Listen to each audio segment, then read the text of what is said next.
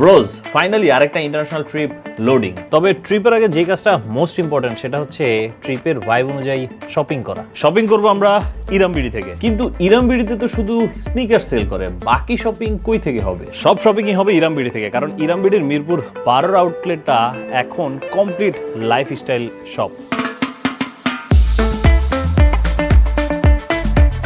এখানে আপনাদের পছন্দের স্নিকারগুলো তো আছেই, সাথে good quality shirt, pant, T shirt, ঘড়ি, ক্যাপ, ব্যাগ, এমনকি পারফিউমও এখন অ্যাভেলেবেল আছে ইরামবিডিতে।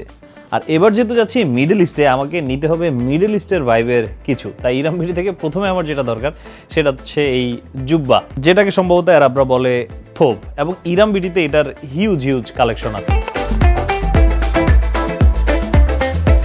আর এই ট্রিপে আমার প্রচুর পরিমাণ হাঁটতে হবে, তাই আমার একটা কমফোর্টেবল স্নিকারও দরকার।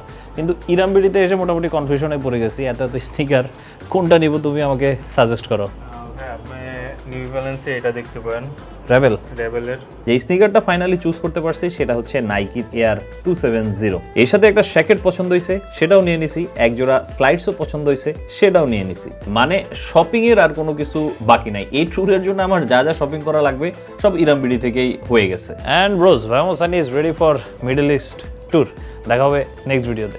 আসসালামু আলাইকুম, কাইফা হালাক।